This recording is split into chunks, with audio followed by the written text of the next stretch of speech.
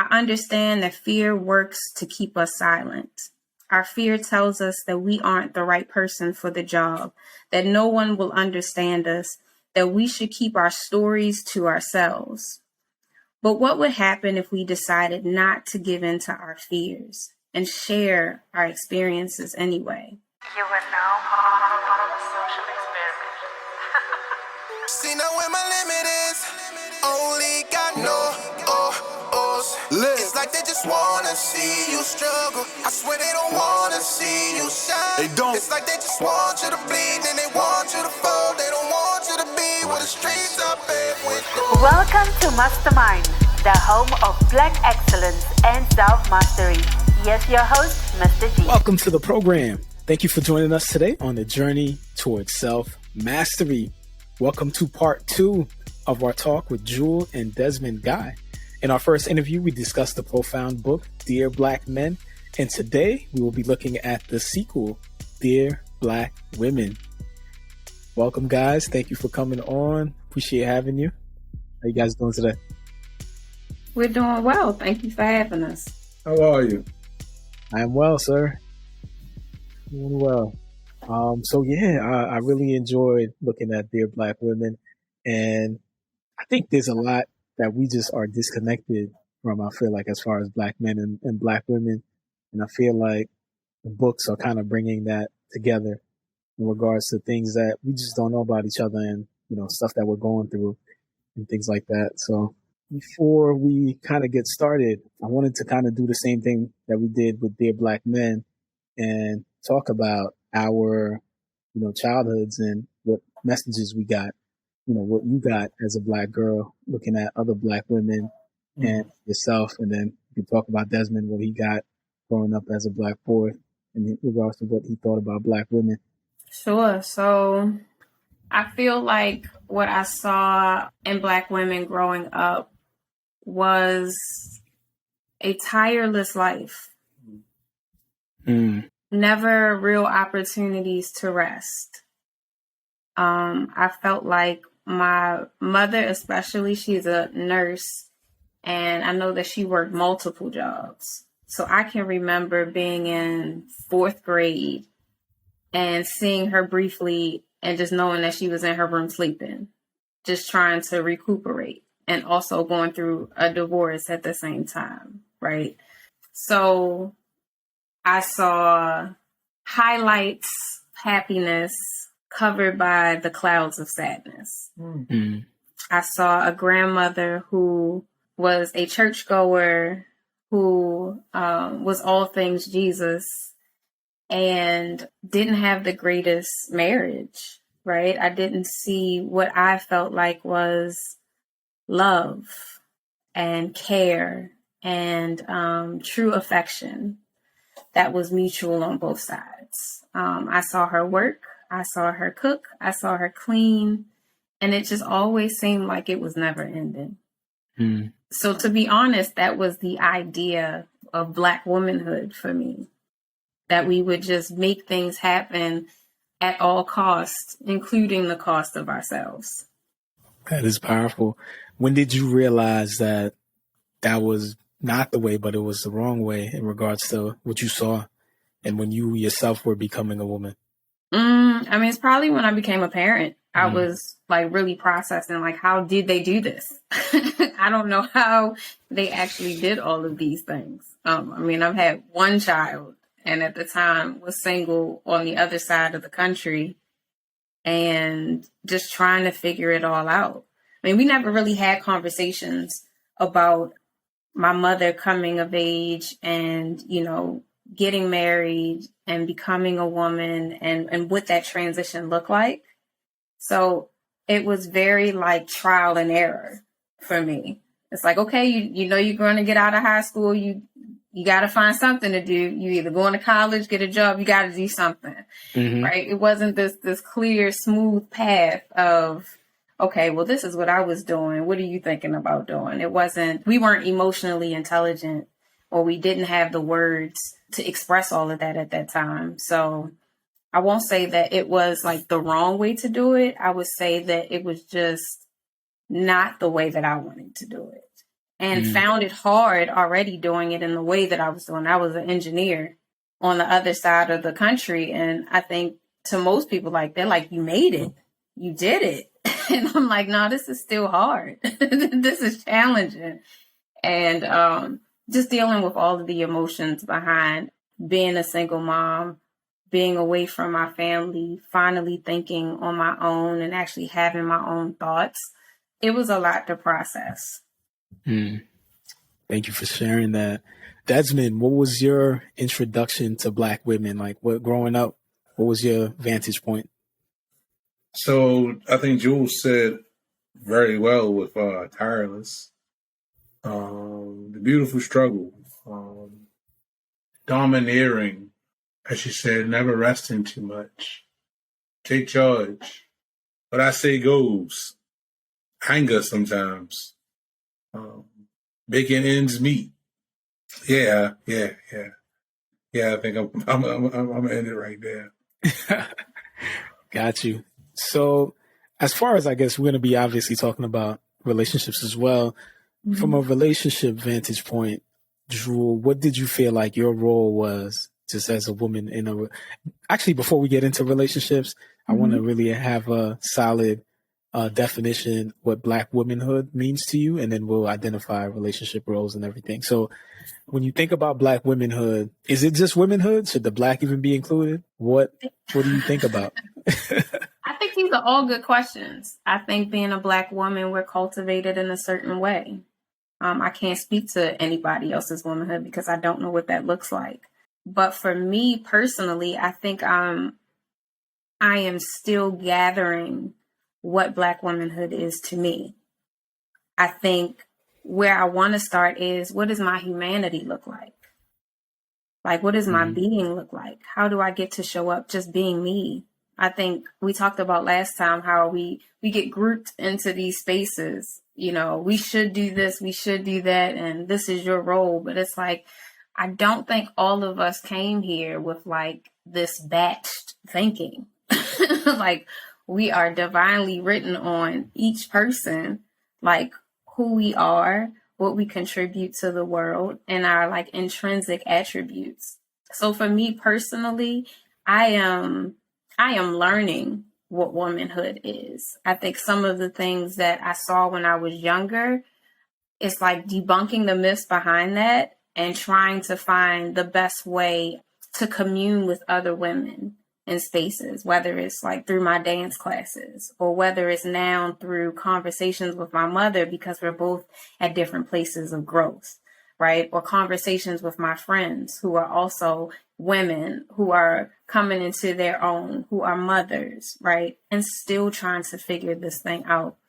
I definitely don't have one solid definition because I feel like we're always evolving and changing. I think one thing that I do stick near to, I think we are creators. I think we are true nurturers. I think we are magical. I think we make things happen, right? We make things better. We sprinkle a little juju on it and we make things that were small become this bigger thing. That is what I see mostly in all of the women that I have interacted with, and the ability to just make something great out of something that starts off really small. Thank you for sharing that with us. Before we get into your book, you have an open letter that you start off with in the book. And if you would do us the honor of reading us that open letter, that would be great. I don't know if I read this out loud before. First time. So, dear Black women, can I be honest? I knew this day would come, and for some reason, I wasn't looking forward to it. Why not? Simply put, I felt inadequate. Each time a Black woman asked if there would be a book for her, I shrank on the inside and was immediately filled with doubt and fear of not being able to speak to her situations or needs. This bothered me. However, I understand that fear works to keep us silent. Our fear tells us that we aren't the right person for the job, that no one will understand us, that we should keep our stories to ourselves. But what would happen if we decided not to give in to our fears and share our experiences anyway? Eventually, someone will begin to listen. When we decided to start writing, I understood almost immediately that this book would be different. I would finally be standing up for me, for the little girl with the yellow and white romper and red high-top tennis shoes who was fondled by a family member during visits, and the frustration and the silence that she carried into her adulthood. For my younger self who battled with anxiety and depression and always wondered if I was good enough. For my teenage self who, while carrying my trauma, moved from relationship to relationship without a clear idea of what I wanted and therefore couldn't communicate my needs. For my adult self who is learning how to be more aware, compassionate, and loving to myself on this journey called life. It is our shared stories and experiences that bring us together. And with this in mind, we offer you this book. As you read and work through this book, please know that you are loved, respected, and cherished. My husband has graciously agreed to stand in the gap by providing apologies from a Black man that are long overdue. He pours his love, appreciation, and desire for healing into every word. You deserve to be safe. You deserve to be heard and understood without judgment. You deserve to heal everything. Man, that definitely deserved like a snap right there. Yeah. Very powerful, man. You mentioned in that you had a fear of writing the book, like after you wrote Dear Black Men. Why did you feel so much pressure in regards to writing that? The easy answer is to say, I don't know. The hard answer is to say that I didn't want Black women to feel like I knew everything, right? Or was trying to tell them something. Like, we all carry stories. We all have carried things that we needed to share silently, or we have all been like forced to hold on to some of our truths. And I wanted to be like really delicate with that. It was important to me that Black women really felt loved and seen and heard inside of this book. And I didn't want to offend anybody. But I also know that some of the greatest books and some of the greatest truths offend when we're not ready to hear it. So that's something that I have to accept as well. But yeah, I kind of just like bounce back and forth. People will come to the table and I'm like, nah, I ain't ready. I don't know if we're going to do that. Just really hiding in the shadows for real. But I think even in this moment, as I'm talking about it, maybe I just didn't want to face me. Maybe I didn't want to face some of the things that would come up. And I'm sure we'll talk about the session that we had to write this book. But just having to hear some of the apologies or having to think through some of the questions, I knew, like in the letter, this is for me. This is something that I have to take in. This is a journey that I'm also walking on. This isn't something like, oh, I've done this already. Here, you can do this now. No, this is like, at the same time, we're going to walk this journey together and we are going to unearth things that maybe I thought was healed that still needs some processing. So I think that the answer is just really facing me and facing some of the things that I still need to process. Man, appreciate that. You just mentioned that you and Desmond had a conversation that brought about the book. So I'm guessing it was through that brought about Dear Black Women. So share with us about that conversation and what it kind of exposed about. Go ahead. You look like you're ready. No. I'm just listening. Go right ahead. So, I mean, the conversation started when we were vending and we only had Dear Black Men written. And as we were showing different women about it and they were coming to the table, they were excited about Dear Black Men and also were like, where's mine? Do you have a companion book? Like, I'd like to do this with my husband, or, I'd like to do this with my fiance. We had just a lot of people also on the flip side, like, no, I need apologies. No, I'm not apologizing to him. I need apologies. Right. And so it was a mixture. Really, it was just like a gathering of feelings and emotions every time we vended. It was pure. It wasn't coerced or anything like that. People reacted and responded. Impromptu. Exactly. And sometimes we weren't ready. And other times, after a little while, we kind of expected the unexpected. So I don't know. Was it 2 years exactly after when we decided? Or was it a little bit before 2 years? Let's see, 18. Nah, it was around so we started vending in like 20. So it was around like the end of 20, like 2 years. Yeah. So it was 2 years. Somewhere between October and New Year's. Okay, cool.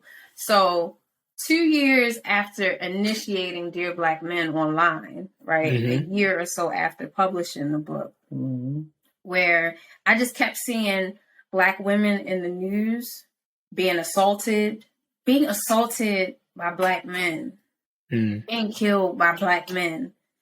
And there were 2 instances in particular. One woman was protesting, and she was killed by Black men there. And there was another young lady, and I think this is the one that really did it for me. She was in New York. She was going into a store. She had her child in the car, and the guy was trying to hit on her. And she was like, no, or whatever. And he assaulted her. Like, he beat her badly just for rejecting him. And it made me so angry that it was really the catalyst for, no, we really have to do this book, right? And more than that, it's like, where is the love and the emotional intelligence for these Black young men out here? Like, where are the teachers? Where are the people who are holding these people accountable for what they're doing, right? The fact that this woman didn't spit on him, didn't put her hands on him, just told him no. Just told him no. And he found it in himself to assault this woman, to the fact that she had to go to the hospital. Like, it bothered me. Like, it shattered me on the inside. And I felt like, I felt rage, to be honest with you. I was like, we got to do something. And I'm not saying that just putting out this book will cure all of those things. But when we start having different conversations and we start calling for accountability in a different way, like, we're going to have to show up differently. And that's on both of our sides, right? This is not just men be accountable. No, this is both of us be accountable. Like, how do we begin to start really honoring each of our humanity? Not just you a man, I'm a woman. No, your humanity. That's the baseline of things. And so after that, I was just like, all right, babe. I started getting like naggy after that. Babe, come on. Babe, we got to do this book. We got to do this book. So I said, okay, let's just start and write some stuff down that comes to mind. So we just started, like, in each of our phones, different affirmations, questions, apologies. And I was up and like, babe, I need you to do the apologies because I can't. This is not about me apologizing to Black women, right? This is about a Black man standing in the gap and really acknowledging some of the things that have happened and been done to Black women that have never been apologized for. Never. So that part was like really, really, really important to me. And what makes our journals different than anything else that's out there on the market, there are full, genuine apologies inside of here. Right. And open-ended questions to help the reader, the worker, step through the process to really unearth some of those things that either might be on the surface or underneath. So that was really the catalyst for Dear Black Women coming into fruition. Just pure rage and just the necessity, just seeing what was going on around us. Right. And just really wanted to call attention to our need to be accountable and also our need to really know who we are and to begin to allow ourselves to be and to create these boundaries and to not allow some of the things that we have allowed in our lives because of the things that we were taught or the way that we think we should be showing up. Going back to your question about like womanhood and what does that look like and what is all of that role and all of that stuff. Like at the baseline of everything, just honor my humanity. That's it for me. Well said. Well said. Desmond, through those conversations, what kind of started clicking for you? Because I feel like just even for me personally, sometimes, our women can say things over and over and over again, and it just doesn't click. And sometimes we get defensive about it or we make excuses about certain things. So was there anything that, through those conversations that really clicked for you and like, oh, now I get it kind of thing? Did you have any of those moments? We don't really listen as men sometimes. We hear you, but we're not really taking the time to like really, really listen. Understanding that Black women go through a lot. Just not reading about the diaspora or enslavement or just the things you read in the paper, just like how they go through a lot day to day. That's what the conversations did for me personally. And so I was already working on changing how I felt and how I viewed Black women. But after writing the book, it just opened another door. Like as Black men, and I'm going to say it again, we really don't listen to Black women. I agree. And we cause a lot of pain. I'm not saying that we are in pain, but we cause a lot of pain, unwillingly and willingly, and consciously. And not really thinking of the repercussions of it. Because as a Black man, a lot of us have seen our mothers just be steeled, right? And we get with sisters, and we expect them to have that same medal. And that's just not how it is. It's just not realistic. It's just not realistic. Right. Jewel, in the book, in your opening letter, you mentioned that you were sexually assaulted by a family member growing up. You were very open about, that. I feel like a lot of women, and specifically Black women, carry that experience with them. Sometimes they speak about it, sometimes they don't. How have you kind of into adulthood, gotten healing from that experience and moved on without it without it consuming you? It has. Let's be honest. It has consumed me. I think sometimes when we have conversations around these things, especially if you are a person who it hasn't happened to personally, a lot of people, and I've even had like indirect conversations about this, about family members who don't even know. And their attitude towards it is like, well, can't we just like get over this stuff? Like, can't we just move on? And I don't think that people understand like the spiritual and the psychological repercussions that has. It's really like a ripple effect in a river that just keeps going. And even when you think it's just like low, it's still there, right?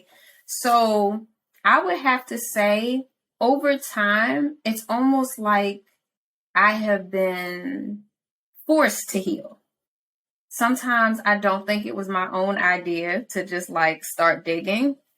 Sometimes it comes up in relationships, even this one, right? It comes up in different conversations where I feel safe enough to share it. Like writing it inside of this book is probably the most open that I have been about it. My mother just found out like 7 years ago.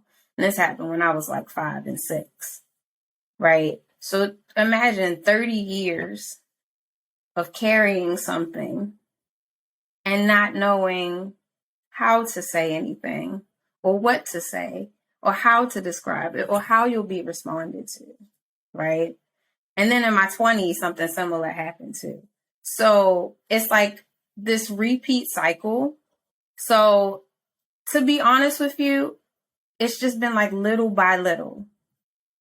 I have definitely been consumed by it, but like little by little, I get different glimpses of healing and release. Right.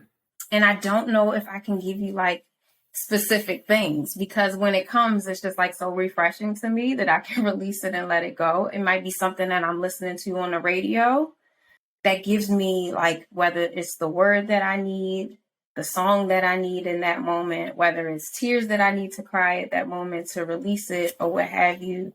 I want people to understand that healing is not a pill. It's not just something you take and like, boom, it's gone. It's just not. Like, healing happens on a daily basis, and healing might just take a lifetime. It just doesn't mean it means that for me, the intensity that it held me at when I was 10 is not the intensity that it holds me at now. Like, I'm very well aware of who I am. I'm very well aware of people's behaviors. I'm very well aware of people's traumas and the things that may have led them to doing such things, right? I can look at it through a different lens, right? It does not absolve people from what they do, but I can understand it and I can look at it in a different way based on everything that I've learned over time. So for me personally, it's a constant. It's a constant. It's a constant building up of myself. It's a constant just staying in a place where I know who I am fully. And I know that whatever this person did to me at that time was not because of me, like because of who I am. It was something that was going on with them personally, right? And I was a target. So in earlier years, I wouldn't have been able to say that. I probably would have been like, F them for real. That's just how I feel about it. But now it's like, if I never hear their name again, if I never see their face again, it really wouldn't matter. It wouldn't matter to me now. It just doesn't have a hold on me now like it did before.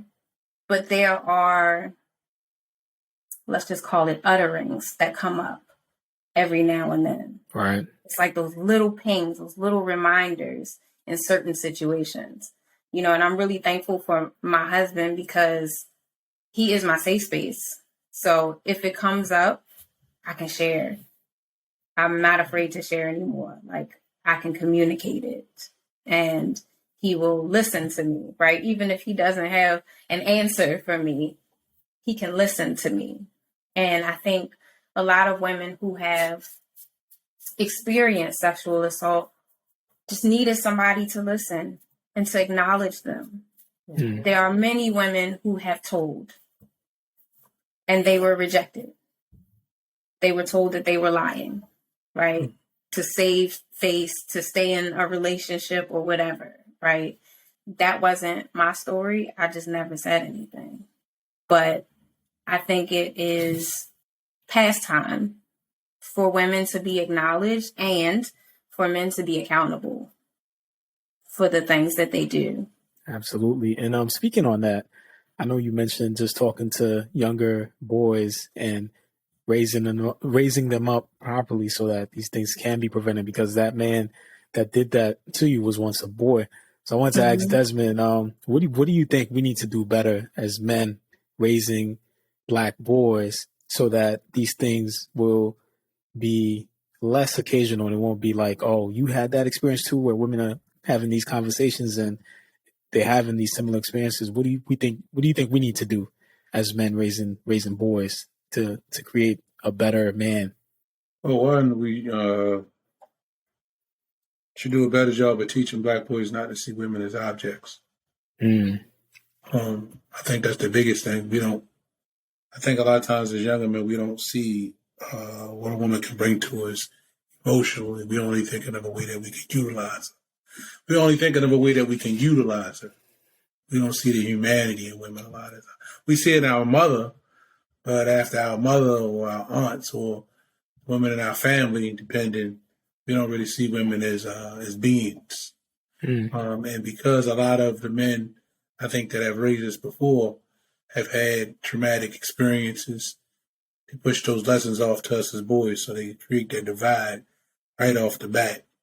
Even if you have a mother and a father dynamic, and if their relationship isn't emotionally healthy, that divide is in there. So we don't always see women as people. We see them as things, or a lot of times we see them as necessary evils in a sense. Well said. Well said. I definitely agree with that. All right. So I wanted to get into the book a little bit, and obviously, the book is on apologies, and Desmond wrote the apologies, as you mentioned. So I'll ask Desmond, which apology stood out to you the most? Did you really gain, I guess the most insight on?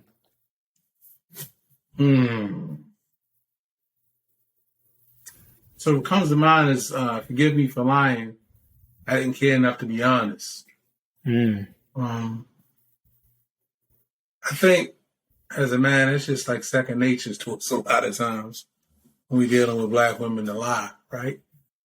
Our first figure, most of our first introduction to a Black woman is our mother. And depending on how she handled you is how you typically grow up and how you handle women throughout life. So if your mother was caring and open, then you probably had a good chance to be caring and open, or you're ahead of the curve emotionally and emotionally mature and ahead of the curve emotionally. If your mother was kind of do as I say, not as I do, you got a defense mindset is what I think.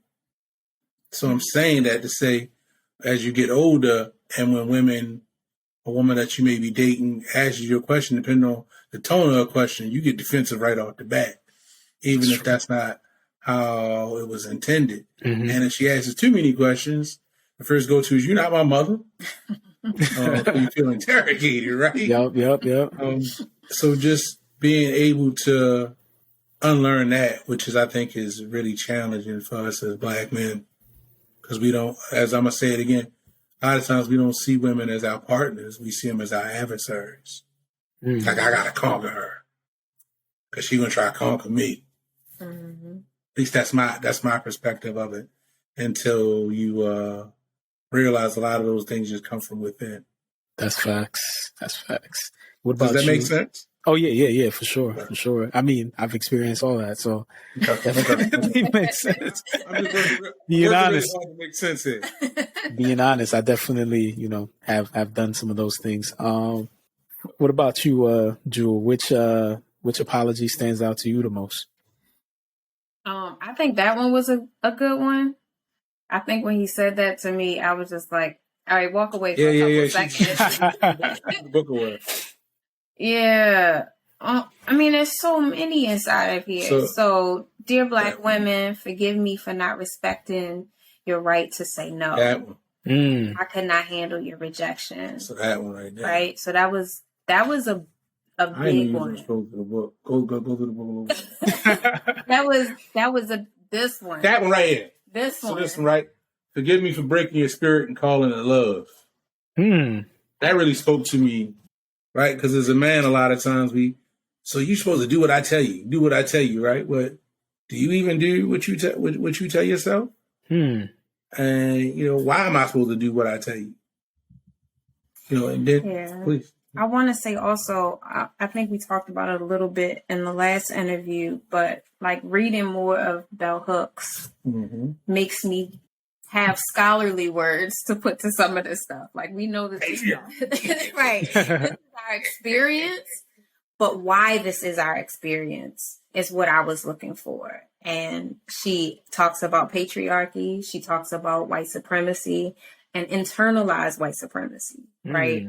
So at some point, when Black people were coming into a space where they did not have to be enslaved anymore, right? Black men wanted the same things that white men had. They wanted power, right? But what did that power come with? My subjugation, right? Me being lower, right? There was no compassion and care right, at a high level. That is not to say that everyone who was under that time period experienced that, but the actual laws and policies, the culture of that time being ingrained, because that's what they saw. Okay, well, they got money, they got power, they got slaves. So, that's the way that we, do this thing. But it's had like really bad repercussions on us. And it also takes away from you. Like patriarchy is about like ruling and having this power and subjugating somebody, right? But you don't have the opportunity to receive care or to be caring, right? That's not something that is taught to you as important. Right. It's not be a man. Like from a boy, men don't do that. I'm 6. Like, why are we talking about manhood at 6? So it's ingrained in the teachings how you should be. And in that, I have not seen a lot of popular culture show you should love her. You should honor her. You should respect her. I haven't seen that. It's really like, hold your own. Be a man. Be strong, right? And usually that is the person that rules with fear and not with love. And again, we come back to these relationships where we want to have these loving, healthy relationships. But where is that? How are you going to do that if you weren't taught that? So that's where we come back to that breaking your spirit, right? I was taught to be powerful, to rule with fear. Like, how are you going to show me love, compassion, grace, and all of these things if you weren't taught that? And so all of these things is really a peeling back of all of the layers. Where did this thought process come from? Why am I doing these things? Where did this belief system come from? Who taught me that? Why did I buy into that? What results of me buying into that? Is it giving me what I need? And if it isn't, being able to like start detaching ourselves from these things and filling it with things that are really purposeful and productive for the life that we want to see. Well said. Well said. I think a lot of that stuff too is so like we sometimes as men don't realize, some of the things that we do that breaks women's spirits. And like you mentioned, it's part of being a man, like staying firm to your word and making sure that she does this and does that. And I think those two things are very powerful, especially as well the saying no component too, because like you just mentioned, like sometimes we have an issue with rejection. Like, how's she going to say no to me? Or, you know what I'm saying? How's she going to deny me? And we get our feelings crushed when we get rejected, not knowing that you're dealing with a human being that has the ability and the choice to say no. So definitely appreciate that. Questions. Which question stood out to you guys? We'll go with Jewel first. Which question stood out to you the most? Probably this one that I wrote in. Dear Black women, when did you learn to love and accept your body? Yeah, I wrote a lot inside of that. I know one of these questions, I'm not sure if it was that one, but I read the question and answered it in a totally different way. I think it was the one that said, Dear Black women, I think it's like, when did you learn to accept yourself? And the first words that came out of my pen were, I haven't. Wow. And when I saw it, I was like, But I tell everyone who uses these books, do not filter yourself. Do not try to stop yourself. Stay in the moment, right? And right. And so I think at that time, I was just like wrestling with like who I was versus who I felt like people wanted me to be. And coming into a place where there's this internal knowing of who I am. Like since I wrote that, I know I've grown a lot. Because now when people say like, Jewel is Jewel, right? Jewel is not going to be in a place that she doesn't want to be in. She's not going to say yes to something that she doesn't want to do. Like, there is, first of all, a power in being honest with yourself. And I think being honest with myself and saying, like, Jewel, you haven't accepted yourself. And then going through deeper questions like, well, why don't you accept yourself? And what are the things that you don't accept about yourself? And why are they unacceptable? What makes it unacceptable? And this is what I love about this book, is that you might get one question, but as you're writing, other questions come up inside, like to help you dig deeper. So for me, just being able to go through that process was very cathartic. Good word, ding, ding, ding, good word. Was very cathartic, and to really start getting very clear about what I was allowing to be my barometer of acceptance. And did it come from me? Because as long as I'm comparing myself with someone else, I'll never be acceptable. But if I know my internal worth, which is priceless, right? All of us are priceless. Like, there is no comparing. I'll never have to compare because there is nobody else like me. And when we come to the place where, like, we really know that, there's nothing that anybody can say that will deter us from feeling acceptable, because we'll have that inner knowing. So I think just from reading that question and being honest with myself about it just helped me to gain, like, more clarity around what I was allowing to be an influence in my life to make me feel unacceptable. So Powerful, powerful. Thank you for sharing that. Desmond, what about you? Which question stood out to you? When you look in the mirror, what do you see? You know, as men, we see women and we tell them they're beautiful a lot of times, and we expect them to believe it. But you know, we never really ask them, "What do you see?" Well, I ain't gonna say we don't ask. We don't really listen to the answer. You know, because sometimes even if I see my wife is beautiful, she may not see herself that way because she's always been who she is. So, like, just what do they see when they see themselves? That's powerful. It's powerful. For me, one of the ones that I highlighted was, who do you need to forgive in order to heal? And, you know, I've seen, and this is not just for Black women. I know you mentioned this in Dear Black Men as well, that same question. And I think that a lot of times we carry pain from previous relationships and childhood experiences onto our partner at the moment and things like that. So I think that is a deep question that, you know, we should all ask ourselves, not just Black women, but all of us. Who do we need to forgive in order to heal? So made me think a lot. You know, I like to think, you know, and you saying that there are a lot of things from childhood that happens in a glimpse, and it stays with you for a very long time. I think in listening to my wife, I think I was about, before I met my wife, and I was about like 30, 31, I had this moment where I realized I was dating this woman, and I think her father may have sexually assaulted her or something, and she still was going to go to his funeral. She was adamant about going to his funeral. But in that moment, the reason I don't think as men we realize how much sexual act has really done things to our women in a negative way. And then when they grow up, all that we want is sex, right? And we not understanding, like, this moment or these moments that were happening in their childhood, though it was so long ago, it was so profound for them.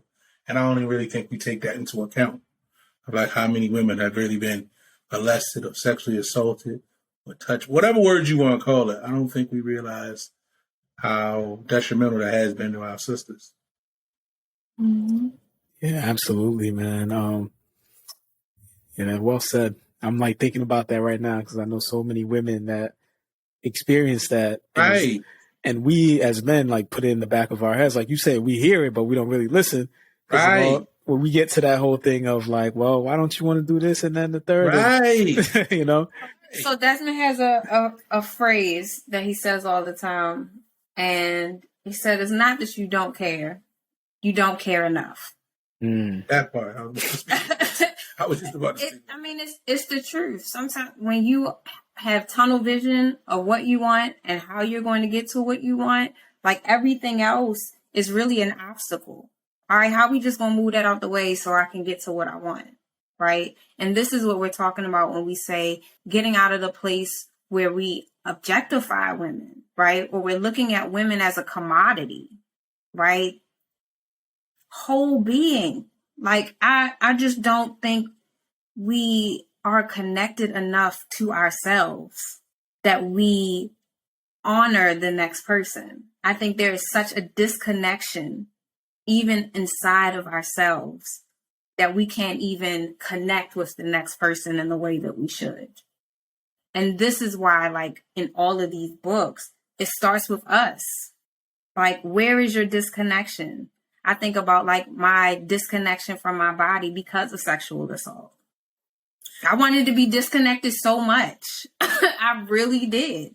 And even getting to the place where I'm now 37 and I'm like, I need to reconnect, right? Because though these things happen to me, I deserve pleasure. I deserve to be sensual, right? Now I got to censor myself because somebody has dishonored me. I can't have what I want because somebody has taken something from me. No, like all of that stuff was in me before, and I should have been able to come to the place where all of that stuff bloomed and blossomed at the time that it was supposed to. All right. But now at this age, it's like, okay, I have to consciously like make room and make space, you know, to be the fullness of who I am, and getting back in connection with my body, you know, with spirit, with all of those things, just to make sure that I am like whole. And I think a lot of us are just walking around like completely disconnected from our being. Mm. And that's why we can't connect on the level that we're supposed to. Like, it's almost like we out here walking around like droids. And not really in full consciousness of like who we are.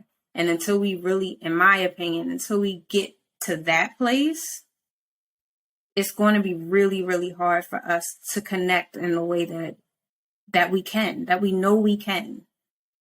You know, if I may, hearing my wife say disconnect, I think about us as people, men and women alike, right? We are, so thinking about a body, we will allow somebody to have sex with us or have their way with our body before we allow them to drive our car. And just her saying disconnect, I had to think about that. Like, you know, hella hot water, you will not let somebody drive your car, but you quick to want them to allow you to have run of their body. Like, that just disconnection. And it shows like value. Yes. Right? So we're reading this book or listening to this book called Rest is Resistance by Trisha Hersey. And she talks about like capitalism, the structure of capitalism, how we value like money and things so much. But where is the teaching about valuing yourself, right? Your being has no place in a capitalist society at all. You are not the one of value. What you produce is of value, but you, the person, the being, is not of value. And this is what we've heard all of our lives. So why should we value each other? Because subconsciously we don't value anything but the things we work for. Right. Money, cars, Gucci, status. Right. All of these things that show status, like those are the things that we're running for. But the thing of value is like developing yourself. And the thing of value that you need to produce these things you don't value, right? You need life to produce these things. And I don't think we really realize that. I think we don't value life because it's too plentiful. Man, you guys are giving us some gems today, man. Definitely a lot to think about. So what about affirmations? What stands out to you guys with the affirmations? We'll start with Desmond. Dear Black woman, I respect you. You know, and this is just a Desmond thing. I think respect, or just saying that to another person, carries more weight than you could say to anything to a person other than when you believe in them. I think when you say you respect a person, it means more when it means more to a person's soul than you telling them that you love them. There's a lot of us that have people that love us, we love, and we don't necessarily respect them, or they don't respect us. But telling a person that you respect them, or I believe in you, I think those are two undervalued and underrated things you could say to a person and really get different results from them. Mm-hmm. Agreed. Didn't you say like who was it? The root word of respect or something means to see them? Yes. So etymology, right? So I'm trying to get more into etymology, right?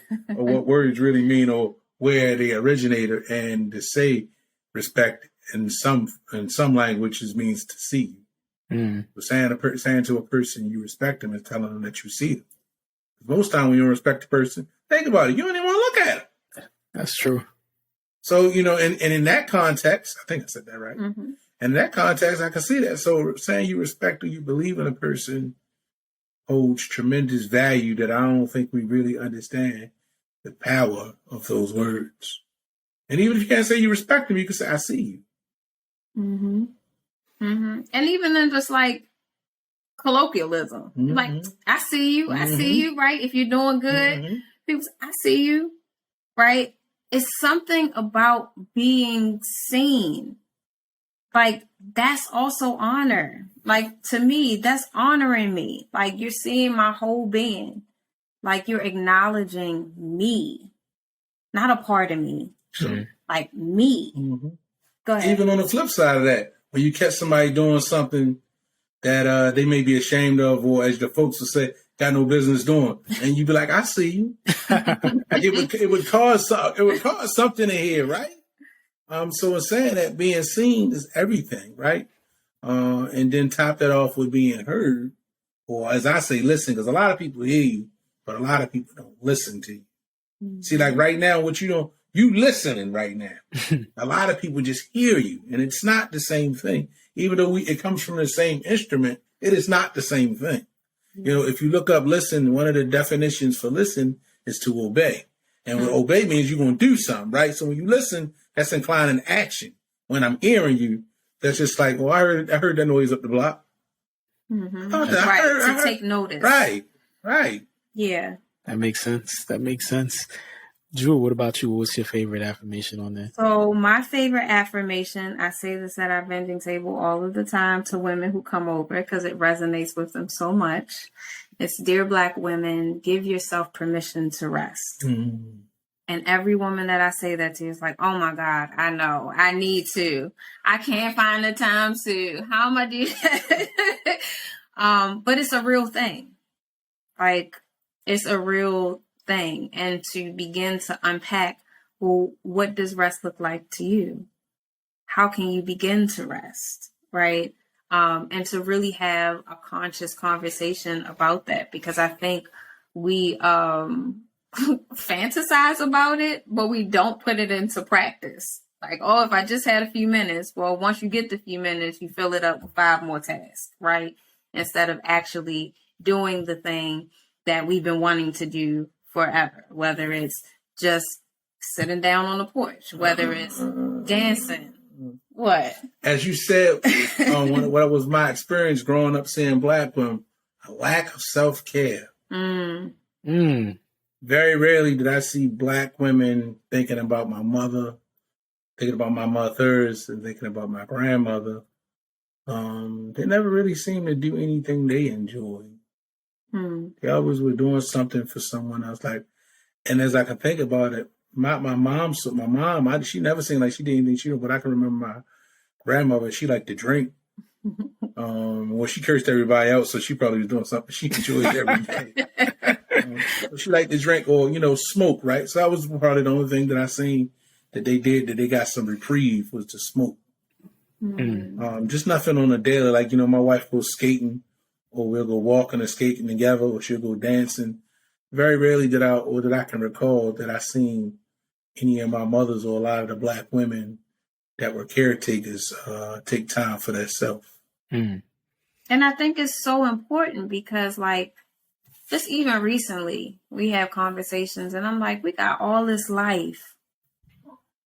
And if all I can ever talk about is, like, these bills that need to get paid, it's a problem. It's not living. Facts. Like literally, I am taking every moment of the day to worry about money. Like that is not life. And it's really exhausting. And I don't believe that any one of us was born to just talk about money all day or get in the bag all day. There is nothing wrong with being abundant. There's nothing wrong with having wealth. I'm saying that these things should not consume us. I'm saying what happened to our interpersonal relationships? What happened to us like coming together and sitting down and shooting the shit and whatever it is, right? That replenished us, that restored us, that made us feel well. Like, where is that? And I want more of that. We can see the problem. So men spent a long time just wanting to work and provide, right? And then we did that, but then we forgot the balance in it because we devalued what a woman would do if she didn't work or she didn't make as much, right? I'm saying that to say it has caused what Jewel just said, just a love for money. Like nobody has the balance of, okay, so maybe I should take care of the family. Okay, so it's just none of that. It's just none of it. I think we've been consumed. Then that's what's happened. On both sides, all we worried about is what we can make and what we can spend. Yeah. That is facts. Man, I'm definitely tuning back to this interview. So many gems. One of my favorite affirmations was never be afraid to clearly communicate your wants, needs, and desires. I've met so many women that not just in relationships, just in spaces, especially Black women in spaces where whether it be the workplace or their personal life, where they felt that they could not communicate what they wanted or needed. And it just hindered them so much. So I think that is such a powerful affirmation, to just keep repeating in your head that, you know, you deserve to have what you want and you should express that and not just hold it in or out of fear of whatever. There's nothing that can be worse than holding that in, you know? Absolutely. I agree with that because, I mean, I've definitely seen that in spaces, especially when I was in engineering, being the only Black woman in spaces, in a white male dominated space, right? Just wanting to be more assertive. I mean, after a while, I was just like, forget it. I'm going to say what I'm going to say. But I think it's still a part of our upbringing, right? She talked about those roles again. What is a woman supposed to be, right? She's supposed to be ladylike and docile and all of these things. Like, that's not who we are. That's not who we are. Like, innately, that is not who we are. I think as I've gotten older and more experienced, when they say a woman's supposed to be ladylike, well, damn man created the rules of what a woman is supposed to be ladylike. So how the hell is that ladylike when a man created what is ladylike? You're not even ladylike. Fuck. And that goes back to acceptable, right? Somebody made the rules. A man made the rules about what is acceptable. He didn't ask her, well, what is right for you? What do you feel is right for you?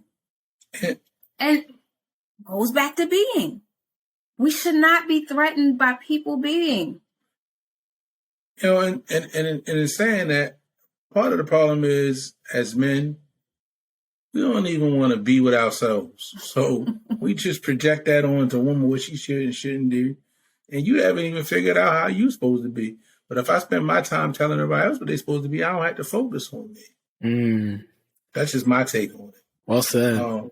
Hence is why I just think when we are in relationships and we're in a relationship with somebody that knows nothing of inner peace, you're not going to get no peace in that relationship.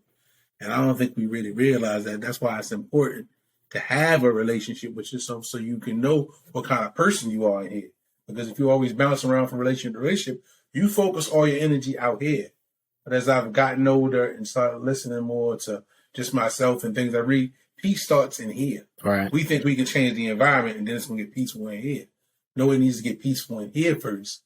then it can be peaceful out here. I don't think we get that, hence is why we don't get a lot of peace or harmony within the relationships that we're in, because we're not really peaceful people. Mm-hmm.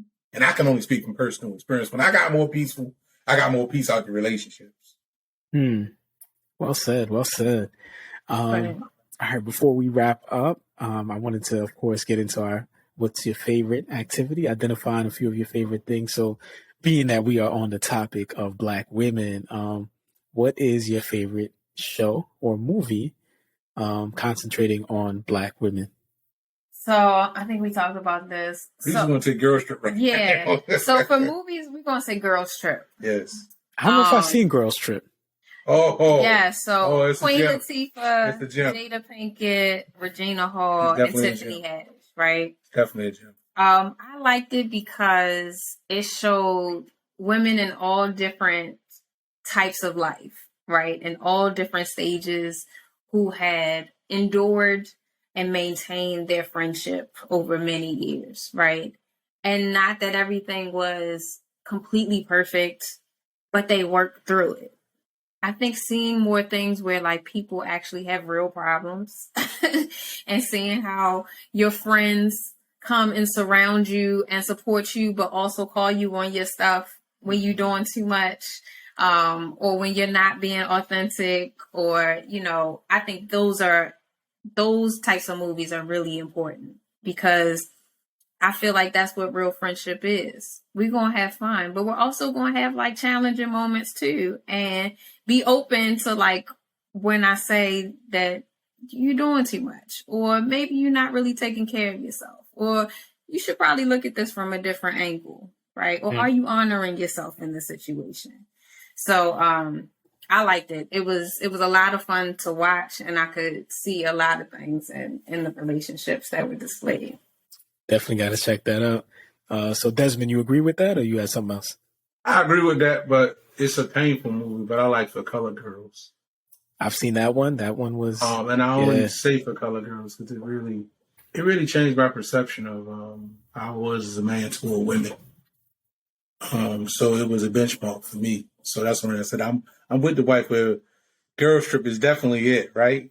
But For Color Girls, just because it was like a moment of clarity for me. Yeah, I definitely agree. That was a good one. You mentioned a lot throughout the interview, Jewel, rest, and we mentioned focusing on, self-healing and taking care of yourself. So what are some of your favorite things to do when you feel like overwhelmed as far as self-care? I like to be near a body of water. I love being by the ocean or some kind of lake. We go to the reservoir that's near our house all of the time. So it's very peaceful. I like being in nature. I like going to my African dance class.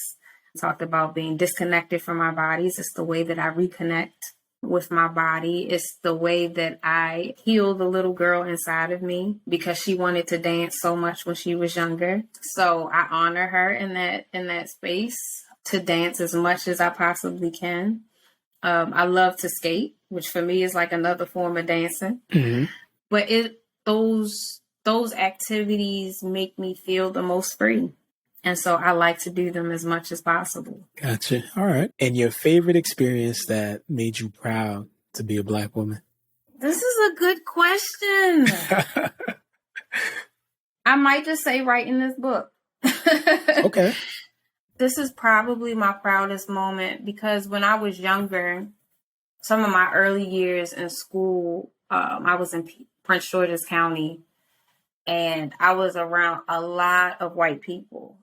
So I always felt different. And I don't know if I wanted to pay attention to who I was, really. I kind of just wanted to be like invisible and just move through the spaces. It wasn't until I probably went to Morgan State University where I began to feel proud of who I was and seeing so many beautiful Black people on campus and our experiences and us just being free. But writing Dear Black Women with my husband is probably the most intentional and the most freeing and rewarding process for me, because when we are at that table or when we get reviews from Black women who say this changed my life, like that you saw me. Like, I didn't know I needed this. All of that fear that I talk about inside of the letter from the author is like, it just flies away every time I hear that. It's like, okay, good job, Jewel, for pressing through, right? Good job for like being scared and doing it anyway. It never gets old for me to have a woman come to the table and tear up, right? On like one of the affirmations. And this was Desmond's affirmation, so let's be clear about that. One of the affirmations that a young lady just recently came to the table. She opened the book. We always encourage people to flip through the book and see what resonates with them. But one of the first things she opened was, "Dear Black woman, it is an honor and a privilege to love you." And she was like, "Oh my God, I'm going to get emotional. Oh my goodness." Thugs don't cry. Thugs don't cry. And she just started crying. And just to be there to like support her in that moment was everything. Because I know what it looked like for us to be in that room for a few hours, just like having it out about what was going to go in this book, right? And just throwing things at the wall and see what stuck. And to see Black women feel nurtured, supported, and seen makes me feel so good. So I thank you for that question, because I haven't thought about that before, but that really is my proudest moment. Just to companion that, Desmond, what's been kind of your favorite life gem that anybody has given you, like on Black women? I think a lot of women have said it, but I'm going to just say, just treating it like a tree, treating it like a garden. The more you put in, the more you get out. I think we, as men, put in too much negativity. This is why we always get our negativity. But we blame it on the sisters, and we don't really realize what we're putting into them, be it spiritually, be it economically, be it financially, be it emotionally or physically. You know, I don't think we, as men, really take inventory, like, what are we putting into her when we think she's supposed to come whole? But did you come whole? I've been definitely guilty of that. But I've also been guilty of putting water in the garden, too. As you see my garden right here. Let me show you my garden. Yes, sir. What you put in is what you get out. Like, all of these sayings that I heard when I was a kid, it made no damn sense. And that were just around since the beginning of time. And I don't know if they mean what I have come to learn for them to make sense about. But what you put into a Black woman is what you're going to get out of. So if you put in pain, you can get pain. You can get your pain and her pain. So that's pain times 2. But if you put in some love, you can get pain. You're going to get love times 2 too. Man, you can get love times 2 also. But I don't think we focus on that.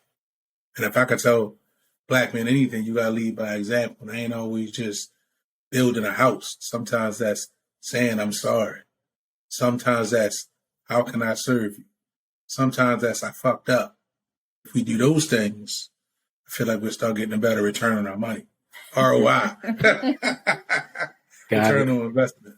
So it seems like you guys are creating just an empire of healing the Black family. So I wanted to just ask, what is the legacy that you hope to create with Dear Black Women? These legacy questions are really good.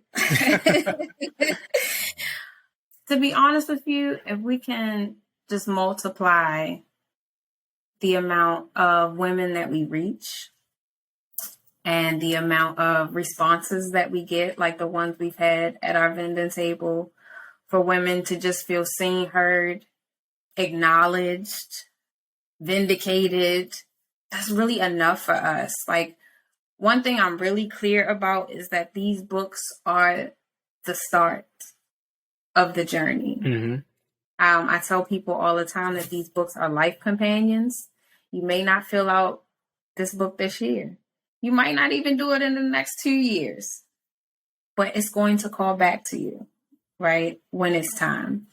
And so my only goal is that we just continue to be a space of healing and restoration and awakening and liberation for everyone who comes in contact with the book. That's it.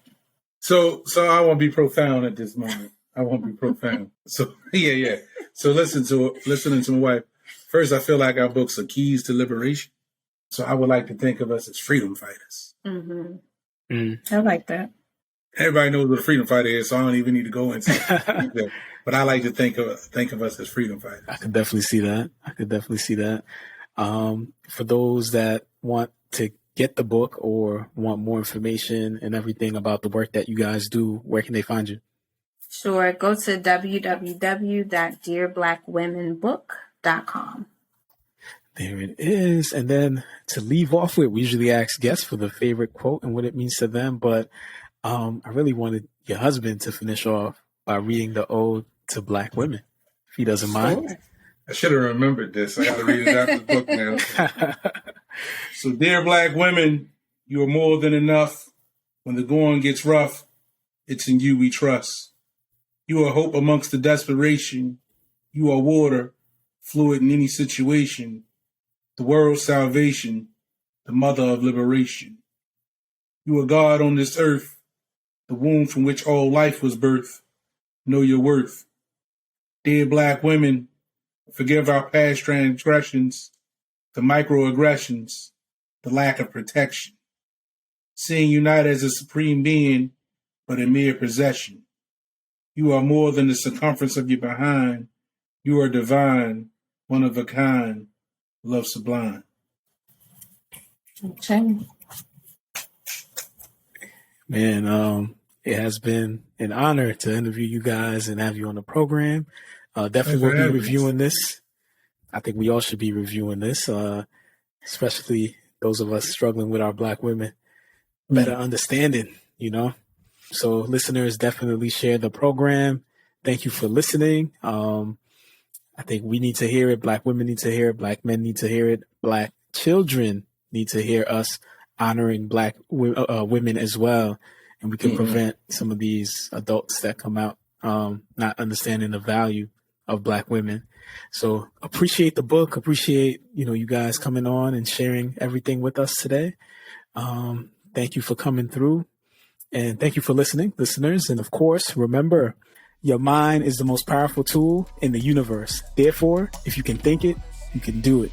If you believe in it, you can be it. And if you fight for it, you can have it. The world is yours. This has been your host, Mr. G, and I'll see you next time on Mastermind. So every day I'm going hard. I'm talking business, bank accounts, and credit cards. And somehow we defeat the odds and making sure that no one starves illegal or you had it.